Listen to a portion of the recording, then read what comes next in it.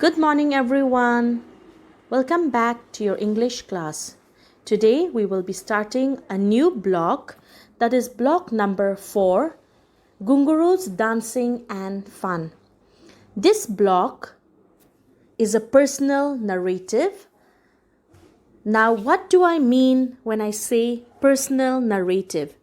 So, personal narrative is a story or a personal experience of a person, usually told in the first person. It has the author's point of view and perspective, and in this narrative, the author uses pronouns like I and we. So this is your personal narrative, Ghungroos, Dancing and Fun. Now, before we start the lesson, let me share some difficult words with you. The first picture is of the dance form known as Bharatanatyam. It is a folk dance from Tamil Nadu. The second picture is of a dance position which is known as Namaskaram. So you would find that in this position, the dancer folds her hands in a namaskar position with her feet apart.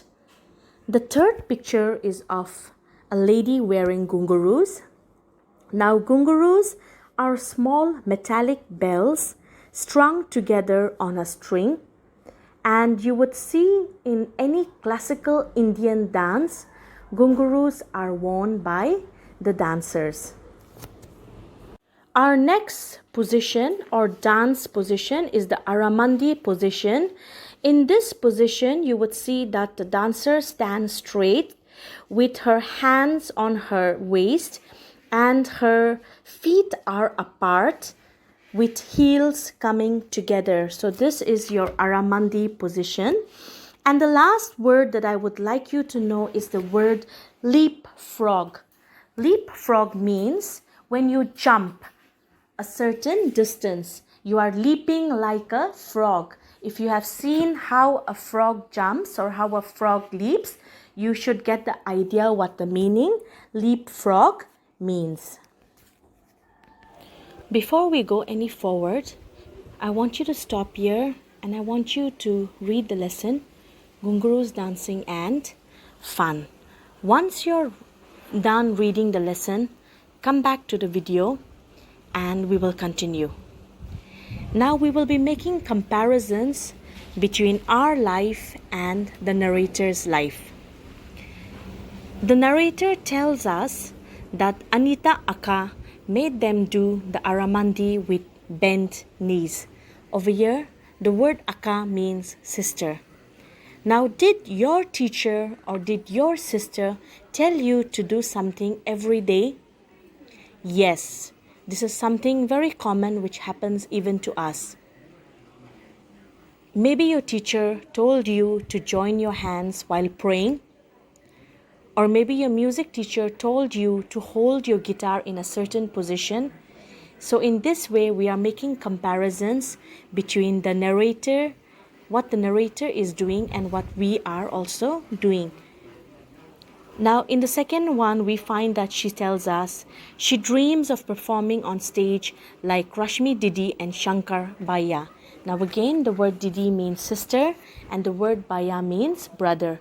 So, do you also have any aspirations or dreams? Yes. We can write, I dream that I will perform on stage on the annual day. Or you can say that I also dream that I will perform on stage maybe on a Republic Day or any particular event. So you need to make connections. She loves the sound of 20 Ghungroos in dance class. This is the next sentence she tells us. Do you also like the sound of anything? Yes, I like the sound of the rain drops pitter-pattering on the tin roof.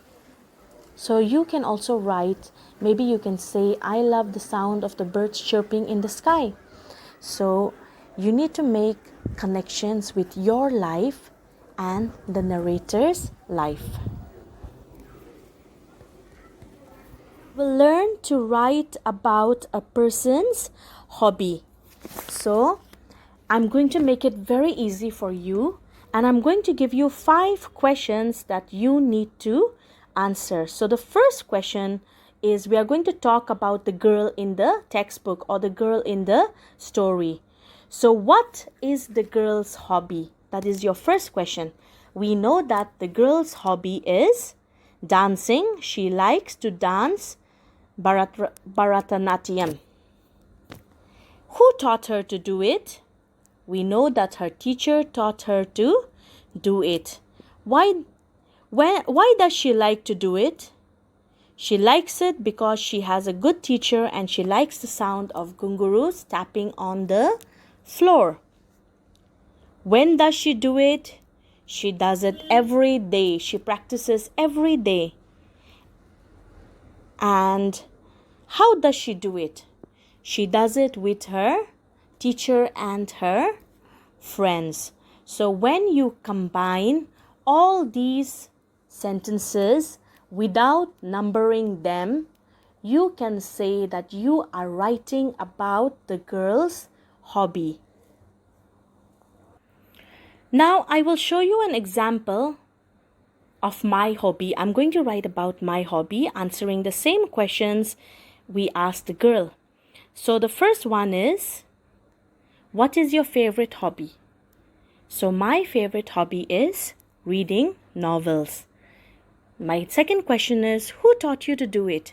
So I would say my mother taught me to do it, because my mother also reads a lot of books, and looking at her and taking her suggestions, I also started reading books.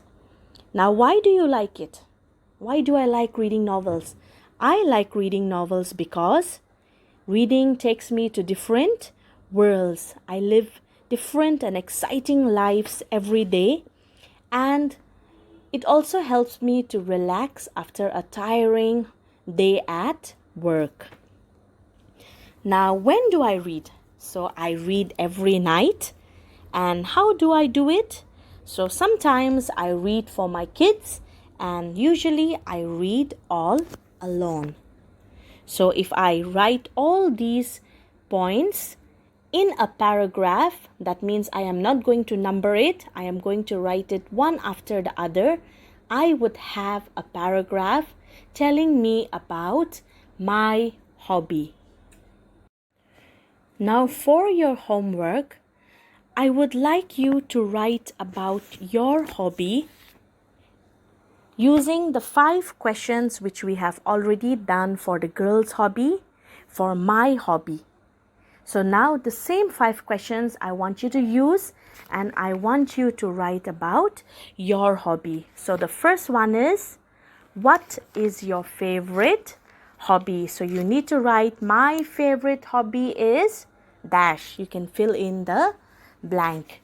Then, who taught you to do it? So the second point will be whoever. It could be your mother, your teacher, your father. So you just write my and the person who taught you to do it.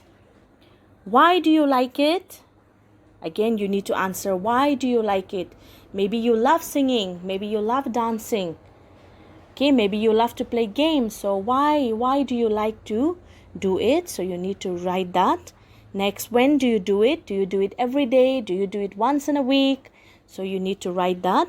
And the last one is, how do you do it? Do you do it alone or with your friends? So you need to write that. So that will be your homework. Now, if you come to S1, you would also see the same things which we have discussed so far. That is on page number 26 of your workbook. So please do S1. And then come to your content book and do question number 2A. What dance form is the girl learning? So we already know that it is the dance form called Bharatanatyam. Okay, and then I want you to do question number E. Question number A and question number E. The other questions I will be giving you. You just need to copy it down. So that's all for today. We will meet up in our next class. If you have any doubts, please feel free to give me a call or to message me. Bye bye. Have a good day.